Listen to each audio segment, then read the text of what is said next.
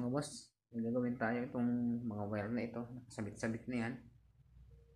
Ito babaguhin natin. Ayan, ito yan mga wire na papunta sa kanyang rep.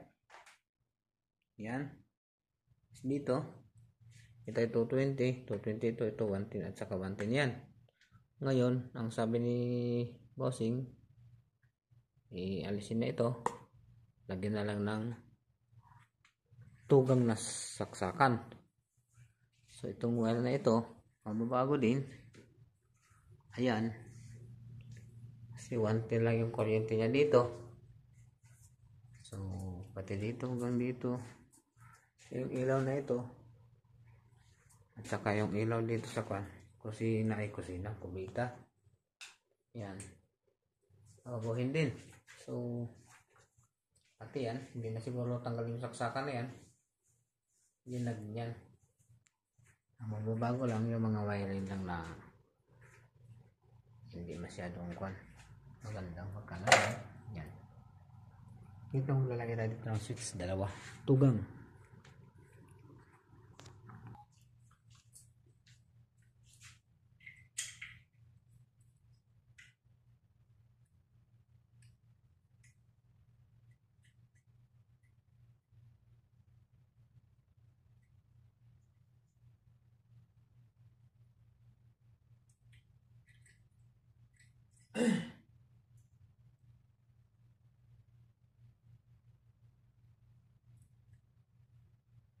Tigas.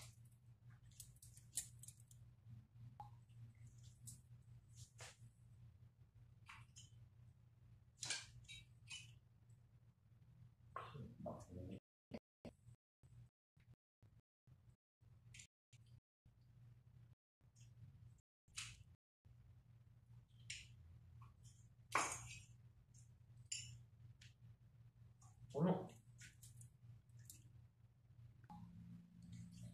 Hanapin natin dito kung alin dito yung neutral.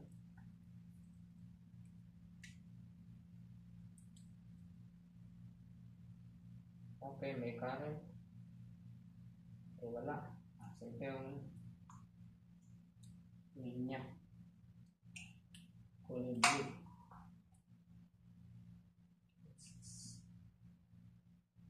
Okay. So ito, sarado siyang 220. Yan o. 220.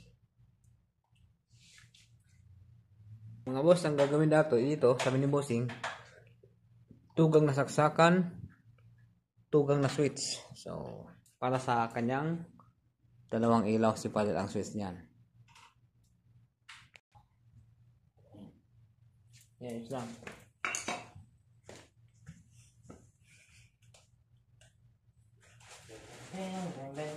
Kape ka ulit? Hindi na, hindi pa naubos yung kape ko eh. So kita nyo naman, daming wire. Daming gamit yung wire. Nakasipal pati individual yung ground niya. Oh, naka-individual oh, tag-iisa. Yan. Tsatsambahan na lang natin kung anong magawa natin diyan. So, testing natin mga boss yung kanyang kuryente. So, isa. O, dalawa. Ay malapit ng magkaroon ng liwanag ang kwarto ni sir.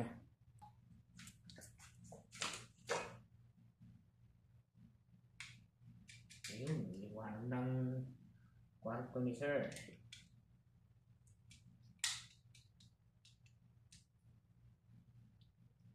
Sapa.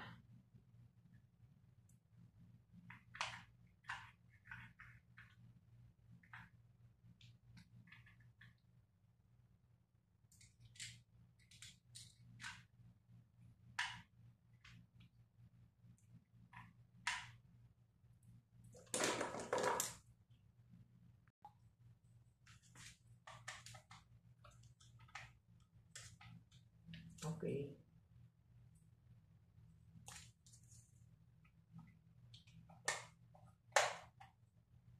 Ayos.